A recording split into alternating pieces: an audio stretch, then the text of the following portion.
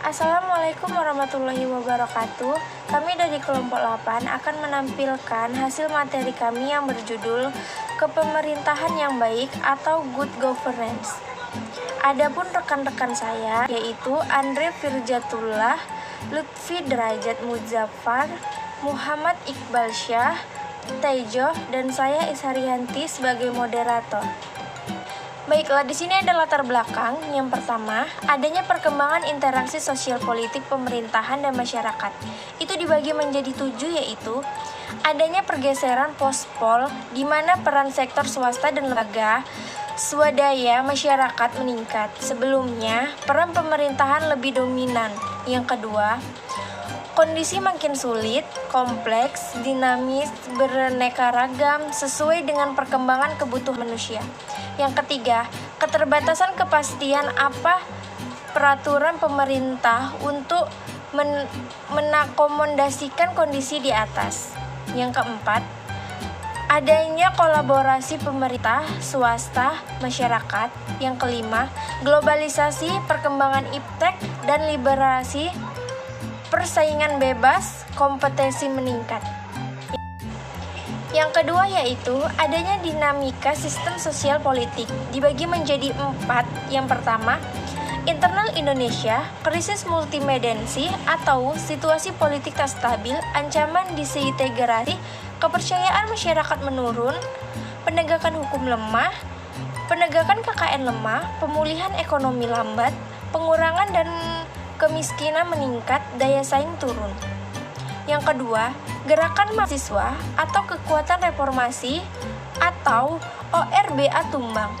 Yang ketiga, multi partai menjelang pemilu 1999. Yang keempat, perlu memahami jenis interaksi sosial politik ada 2, yaitu interference atau gangguan saling mempengaruhi. Yang kedua, interplay atau keterlibatan atau intervention atau campur tangan. Baiklah, materi selanjutnya akan dibawakan oleh teman kami. Kepada teman kami persilakan. Di sini saya akan melanjutkan materi yang sebelumnya telah disampaikan oleh teman saya.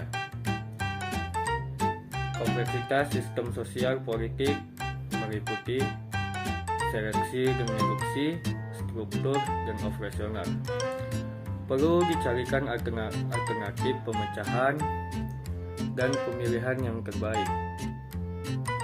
Maksudnya implementasinya terhadap pemerintahan, yaitu dari pendekatan beragam, birokrasi kaku, hierarkis, otoriter, menjadi kepemerintahan yang modern, yang dinamis, jaringan kompleks tetapi hubungan sederhana. Keanekaragaman tindakan dan kebijakan sesuai dengan situasi dan kualitas integritas sosial politik. Konsepsi pemerintahan ada 2. Yang pertama, governance pemerintahan, yaitu change agent of development, yaitu pemerintahan negara dan penyelenggaraan pembangunan dan pelayanan publik. Yang kedua, governing, yaitu proses koordinasi pengendalian atau steering, pemberian pengaruh atau influencing dan penyeimbang setiap hubungan interaksi sosial politik antara pemerintah, swasta, dan masyarakat. Governance atau World Bank, yaitu kepemerintahan adalah cara bagaimana kekuasaan negara digunakan untuk mengelola sumber daya ekonomi dan sosial guna pembangunan masyarakat. Yang kedua, yaitu governance terhadap atau UNGV, yaitu pelaksanaan kewenangan politik, ekonomi, dan administratif untuk mengelola masalah-masalah nasional pada semua tingkatan. Pengertian good dalam good governance yaitu ada 2. Yang pertama, nilai-nilai menjunjung tinggi. Yang kedua, aspek-aspek fungsional pemerintahan yang efektif dan efisien dalam pencapaian tujuan.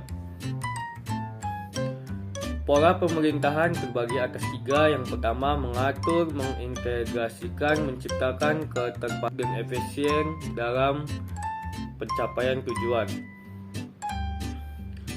Pola pemerintahan terbagi atas 3. Yang pertama, mengatur, mengintegrasikan, menciptakan keterpaduan dalam menghadapi keanekaragaman. Yang kedua, mengatur atau mengendalikan dalam menghadapi dinamika. Yang terakhir yaitu koordinatif dalam menghadapi kompleksitas. Yang dikatakan good dalam good governance yaitu nilai-nilai yang dijunjung tinggi terbagi atas 2 bagian, yaitu keinginan atau kehendak rakyat.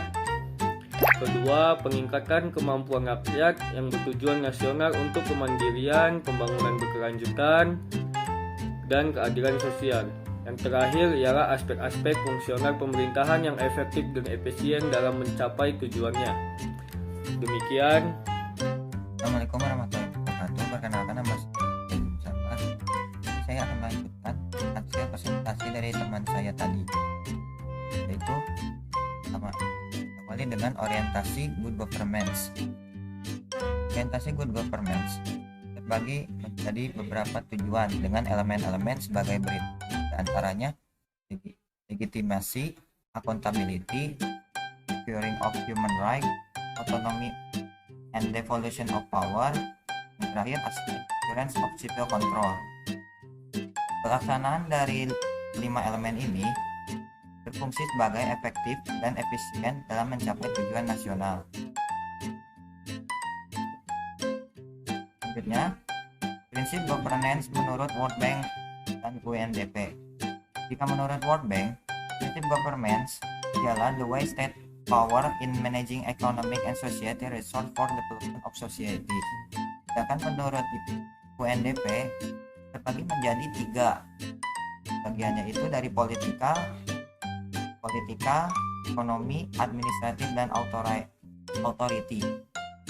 Nah, dari ketiga aspek tersebut terpaku menuju satu yaitu manajemennya, lalu ke negara. Setelah itu, prinsip-prinsip good governance. Prinsip-prinsip good governance yaitu ada 2. Yang pertama dari hubungan sinergis dan konstruksi, antaranya pertama state, kedua private, ketiga community. Yang kedua, bagian B-nya karakteristik saling memperkuat dan tidak parsial, terbagi menjadi dan bagian. Pertama partisipasi, kedua rule of law, ketiga transparansi, 4 responsive, 5 equity, 6 consensus, 7 effectivity and efficiency, 8 accountability, 9 strategic. Dan dari saya kembalikan kepada teman-teman. Terima kasih. Di sini saya akan menjelaskan 3 domain good governance. Yang pertama ada state atau pemerintah, yaitu menciptakan politik dan hukum yang kondusif. Kemudian ada private atau swasta, yaitu menciptakan pekerjaan dan pendapatan, yaitu ada community, yaitu peran aktif dan positif dalam kegiatan ekonomi, politik, sosial. Kemudian the 3 legs of government. Yang pertama ada administrative government, yaitu sistem proses kebijakan. Yang kedua political government, proses pembuatan keputusan untuk formulasi kebijakan. Yang terakhir economic government, aktivitas ekonomi dalam negeri, ya, dan kemudian interaksi penyelenggaraan ekonomi dan implementasi. Ada equity, quality, poverty of life. Kemudian aspek pemerintahan good governance, yaitu yang pertama administratif, competence, transparansi, yaitu perencanaan, implementasi, efisiensi, penyederhanaan organisasi, iklim disiplin, model administrasi dan informasi. Kemudian ada hukum kebijakan, yaitu perlindungan kebebasan sosial, politik, ekonomi. Kemudian desentralisasi regional dan dekonsentrasi dalam departemen. Kemudian ada ciptakan pasar yang kompetitif, yaitu mekanisme pasar, peningkatan peranan pengusaha menengah dan kecil, sektor swasta, deregulasi, kemampuan pemerintahan mengelola ekonomi makro. Kemudian indikator keberhasilan good governance. Yang pertama, secara umum ada tujuan pembangunan atau quality of life tercapai. Yang kedua, secara khusus Indonesia berdasarkan tujuan reformasi dalam kurung TAP MPR 8/98. Yang pertama, mengatasi krisis ekonomi atau stabilitas moneter tercapai. Yang kedua, terpenuhnya kedaulatan rakyat. Yang ketiga, penegakan hukum dan HAM. Yang keempat, meletakkan dasar kerangka agenda. Kemudian A, seluruh sendi kehidupan masyarakat. Yang B, berbangsa, bernegara, berpartisipasi politik rakyat, stabilitas politik. Itu saja. Geseran government ke governance, perkembangan manajemen pemerintahan dan pembangunan. Pada Hindia Belanda, ilmu pemerintahan semua itu diatur oleh pemerintah. Tahun 1950-an, ilmu administrasi negara, kepemimpinan pada aparatur, perumusan kebijakan kebudayaan, sumber daya alam aparatur, dan ketatalaksanaan. Akhir 1960-an, ilmu negara dan pembangunan, ketatalaksanaan, agent of change, perencanaan, pembangunan, pelaksanaan, dan pengendalian pembangunan. Pada awal 1980-an atau biasa disebut reinventing government. Awal tahun 1990-an atau biasa disebut banishing bureaucracy yang terdiri atas yang pertama, kejelasan kegunaan dan tujuan. Yang kedua, konsekuensi kinerja. Yang ketiga, pelanggan sebagai pengendali. Yang keempat, kontrol dari atas. Yang kelima, mendorong budaya kewirausahaan, inovatif, dan kreatif. Pada akhir 1990-an disebut dengan good governance. Sejalan perkembangan demokrasi dan pasar bebas, tumbuh kebersamaan tiga unsur partnership dalam governance. Yang pertama state, yang kedua community, yang ketiga private sector.